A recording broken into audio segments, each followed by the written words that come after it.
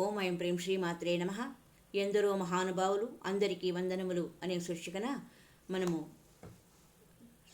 సమాజ ప్రగతి శ్రీపాత్ర అనే విషయాన్ని గురించి తెలుసుకుందాం. స్వామి వివేకానంద ఇలా చెప్పారు, ఒక రెక్కతో పక్షి ఎగరడం ఎలా అసాధ్యమో అలాగే స్త్రీల స్థితిగతులు మెరుగుపడని సమాజ ప్రగతి కూడా అసాధ్యము అని చెప్పారు. ఒక దేశ ప్రగతిని ఆ దేశంలో నివసించే స్త్రీల స్థితిగతుల ఆధారంగా అంచనా వేయాలి అంటారు స్వామి వివేకానంద. ఏ దేశంలో, ఏ సమాజంలో లేదా ఏ కుటుంబంలో అయితే స్త్రీలు సంతోషంగా ఆనందంగా ఉన్నారో ఆ దేశము, ఆ సమాజము లేదా ఆ కుటుంబము అంత పురోగతిని సాధించాయి అని అర్థం. స్వామీజీ మాటలు విన్న వెంటనే కొంచెం ఆశ్చర్యంగా అనిపిస్తుంది, కానీ ఇది ముమ్మాటికి నిజం. అంతర్జాతీయ సంస్థ అయిన ఐక్యరాజ్య సమితి నివేదికలు కూడా నిరూపిస్తున్నాయి. ఏదైనా ఒక దేశ పురోగతిని కేవలం ఆర్థిక పరంగా కాక ఆనంద సూచి హ్యాపీనెస్ ఇండెక్స్ ఆధారంగా కూడా అంచనా వేయాలని ఐక్యరాజ్య సమితి నిర్ణయించింది. ఆయా దేశాలకు చెందిన వివిధ వ్యక్తులపై చేసే సర్వేల ఆధారంగా ప్రతి సంవత్సరం దీనిని నిర్ణయిస్తారు. ఈ ఆనంద సూచీలో దాదాపు 10 సంవత్సరాల నుండి నార్వే, స్వీడను, ఫిన్లాండు మరియు ఐర్లాండ్ అగ్రస్థానాలలో నిలుస్తున్నాయి. ఇవే దేశాలు అత్యంత తక్కువ లింగ వివక్ష చూపే దేశాలుగా కూడా నమోదవుతుండడం పరిశీలించదగిన అంశం. అక్కడ చట్టపరంగా అన్ని రంగాలలోనూ స్త్రీలకు సానుకూలంగా ఉండడం వల్ల స్త్రీలు ఎక్కువ స్వేచ్ఛా స్వాతంత్రాలను అనుభవిస్తూ ఆనందంగా ఉంటున్నారని గుర్తించారు. చట్టపరంగానే కాక సామాజికంగా కూడా స్త్రీలకు భద్రత ఉండడం వల్ల నిర్భయంగా ఉండగలుగుతున్నారు. పరిశీలించబడిన పై అంశాల ఆధారంగా స్త్రీలను గౌరవించే సమాజాలు సహజంగానే ఆనంద నిలయాలుగా నిలుస్తాయని అర్థం చేసుకోవాలి. అందుకే దేశ ప్రగతికి కొలమానం ఆ దేశంలో స్త్రీల పరిస్థితి అని స్వామీజీ అందించిన సమీకరణము నిశ్చింతగా యథార్థమే.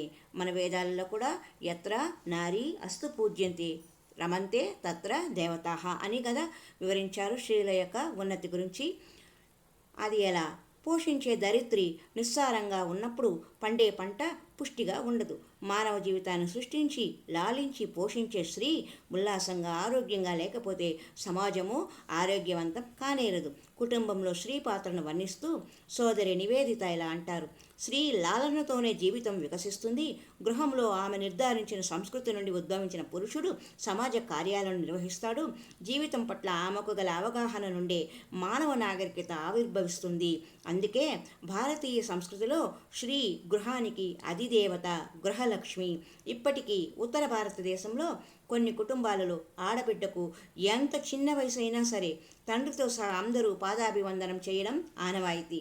స్త్రీలో ఉన్న దైవీ శక్తిని చిన్న వయసు నుండి ప్రేరేపించడమే దీని వెనుక అంతరార్థం. ఇటువంటి సంప్రదాయాలు మన దేశంలో స్త్రీకి ఎటువంటి స్థానాన్ని ఇచ్చారు అన్నదానికి అద్దం పడతాయి. ఆచార్య వినోబా భావే గారు అంటారు, మహిళ అంటే శక్తివంతమైనది అని అర్థం. అది చాలా గొప్ప పదం.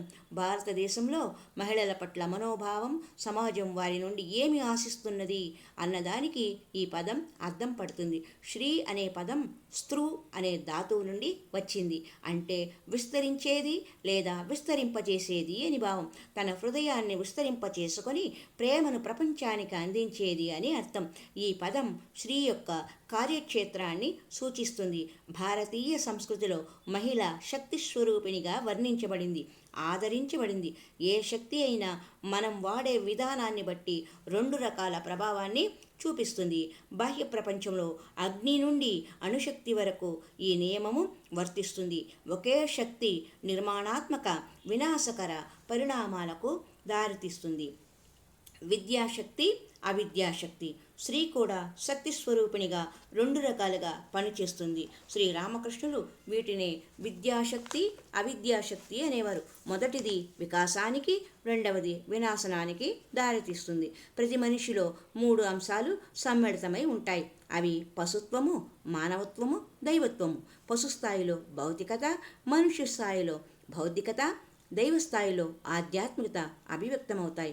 భౌతిక స్థాయికి మనిషిని పరిమితం చేసే శక్తి అవిద్యాశక్తి. ఆధ్యాత్మిక స్థాయికి చేరడానికి సహకరించే శక్తి విద్యాశక్తి. స్త్రీని విద్యాశక్తిగా ఆదరించిన సమాజం వికసించడం తథ్యం. స్త్రీకి గౌరవ స్థానం ఇవ్వని సమాజం పతనం చెందడం అనివార్యం. త్రేతాయుగంలో లంకాదహనం, ద్వాపరయుగంలో కౌరవ వంశనాశనం స్త్రీకి జరిగిన అవమానం, హేళన ద్వారానే జరిగాయి. అనాది కాలంగా స్త్రీల పరిస్థితికి బాధ్యులు ఎవరు? ఆలోచిస్తే స్త్రీ పురుషులు ఇద్దరూ అని అర్థమవుతుంది. తమ నడవడిక ద్వారా స్త్రీల పట్ల వారి దృష్టికోణం ద్వారా స్త్రీల స్థితిగతులను ప్రభావితం చేస్తున్నారు. స్త్రీగతి స్త్రీ యొక్క బాధ్యత. మానవ సమాజంలో ప్రస్తుతం స్త్రీ పొందుతున్న స్వేచ్ఛా పరిణామ క్రమంలో ఒక మైలురాయి. ఆ స్వేచ్ఛను సక్రమ మార్గంలో వినియోగించడం మహిళలు నేర్చుకోవాలి. నడవడిక, కట్టుబాటులో ఉన్నత వ్యక్తిత్వాన్ని ప్రకాశింపజేసేలా ఉండాలి. ప్రస్తుత కాలంలో భౌతిక సౌందర్య సాధనాల పరిశ్రమలు కోకొల్లలుగా పెరగడము, శరీరానికి మెరుగులు దిద్దడమే మహిళల జీవిత ధ్యేయంగా మారడం శోచనీయం. విద్య అందించిన స్వాతంత్రాన్ని పురుషులను అనుకరించడానికి ఉపయోగిస్తూ అదే ఆధునికత్వం అనే భ్రమలో ఉండకూడదు. స్త్రీ తన స్వేచ్ఛను బుద్ధి వికాసానికి వినియోగించకపోతే తన వినాశనానికి తానే బాటలో వేసుకున్నట్లు అవుతుంది. పవిత్రత, సౌశల్యం మాత్రమే తనను ఉన్నతంగా తీర్చిదిద్దుతాయని విషయాన్ని సక్రమంగా అర్థం చేసుకోవాలి. మాతృమూర్తి శ్రీ శారదాదేవి స్త్రీకి లజ్జ, జుగుప్స, భయం అనే ఈ 3 లక్షణాలు ఉండాలని అనేవారు. స్త్రీ వేషధారణ, వస్త్రధారణ ఆమెలోని విద్యాశక్తిని వ్యక్తీకరించాలి. తన పవిత్రతకు భంగం కలిగించే వాటిపై జుగుప్సను కలిగి ఉండాలి. సౌశల్యమనే సంపద చేజారుతుందనే భయంతో అనుక్షణం జాగరూకతతో వ్యవహరించాలి. పవిత్రమైన మాతృత్వం రూపంలో తనకు సహజ సిద్ధమైన ఆధ్యాత్మిక శక్తి పట్ల సచేతనమై భౌతిక శృంఖలాల నుండి విముక్తిని పొందాలి అని శ్రీ దివ్యజనని శారదామాత చెప్పిన సందేశం. శ్రీ స్థితి పురుషుని బాధ్యత. శ్రీరామకృష్ణులు ఆత్మసాక్షాత్కారం కలగనిదే స్త్రీ యొక్క అసలు స్వరూపం గురించి అర్థం చేసుకోవడం సాధ్యం కాదు అని అనేవారు. ఆత్మ సాక్షాత్కారం కలగకపోయినా సంస్కారవంతమైన పురుషులు స్త్రీల పట్ల గౌరవభావంతో వ్యవహరించడం మన దేశంలో అరుదైన విషయం ఏమీ కాదు. స్త్రీలందరూ సీతాదేవి, శారదాదేవిలలాగా ఉండాలని ఆకాంక్షించే ముందు శ్రీరాముడు, శ్రీరామకృష్ణుల వంటి పురుషోత్తములు ఉన్నప్పుడే అటువంటి ఆదర్శ స్త్రీలు ఉద్భవిస్తారు అన్న సత్యాన్ని కూడా మనము విస్మరించకూడదు. స్త్రీలోని విద్యాశక్తిని ఆరాధించడం, గౌరవించడం ద్వారా పురుషులు స్త్రీ ప్రగతికి పరోక్షంగా దోహదం చేసినట్లే. శ్రీ శారదాదేవిలోని దైవీ శక్తిని ఆరాధించి తమ జీవితంలో అత్యున్నత స్థానాన్ని ఇచ్చి మహోన్నత దేవతామూర్తిని మానవ జాతికి ప్రసాదించారు శ్రీరామకృష్ణుల వారు. స్వామి వివేకానంద అంటారు, స్త్రీలు శక్తి స్వరూపాలు. పురుషులు వాళ్లను అణగదొక్కడం వల్లనే వారు తోడేళ్లలా ప్రవర్తిస్తారు. లేకపోతే సింహ సదృశంగా మారగల శక్తికి వారికి ఉంది. కాబట్టి స్త్రీని ఒక వ్యక్తిత్వం గల వ్యక్తిగా గౌరవించగలిగే సంస్కారాన్ని పురుషులు అలవరుచుకోవాలి. స్వామీజీ యొక్క స్వప్నం. ఒక రెక్కతో పక్షి ఎగరడం ఎలా అసాధ్యమో సమాజంలో స్త్రీల స్థితిగతులు మెరుగుపడనిదే ప్రగతి సాధ్యం కాదని స్వామి వివేకానంద చాటి చెప్పారు.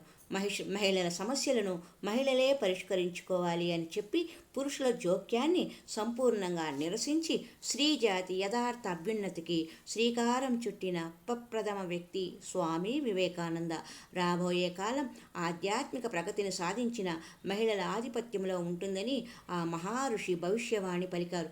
దీనికోసం తన గురుపత్ని అయిన శ్రీ శారదాదేవిని, తన శిష్యురాలైన సోదరి నివేదితను ఆదర్శంగా ప్రపంచం ముందు ఉంచారు. సోదరి నివేదిత శ్రీ శారదాదేవి ఔన్నత్యాన్ని వర్ణిస్తూ ప్రపంచంలోనే అత్యంత శక్తివంతమైన మహిళలలో ఒకరు శారదామాత అన్నారు. ఆ శక్తి పేరు సౌశల్యం. దాని మూలాలు పవిత్రతలో, దాని ప్రకాశం త్యాగంలో, సేవలో, ఎల్లలు ఎరగని ప్రేమలో.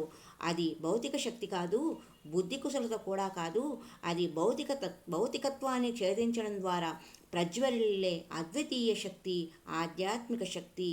తిరుగులేని, ఓటమి ఎరగని ఆ శక్తిని సొంతం చేసుకోవడానికి మహిళలందరూ అవిరామంగా కృషి చేసి తమ ఆధ్యాత్మిక వ్యక్తిత్వాన్ని అనావృతం చేసుకోవాలని స్వామి వివేకానంద పరితపించారు. ఆ మహనీయుని స్వప్నం సత్వరమే సాకారమవ్వాలని ఆకాంక్షిద్దాం. హరి ఓం తత్సత్. సర్వే జనా సుఖినో భవంతు. లోకా సమస్త సన్మంగళాని సంతు. హరి ఓం తత్సత్. ఓం ఐం ప్రీం శ్రీమాత్రే నమః.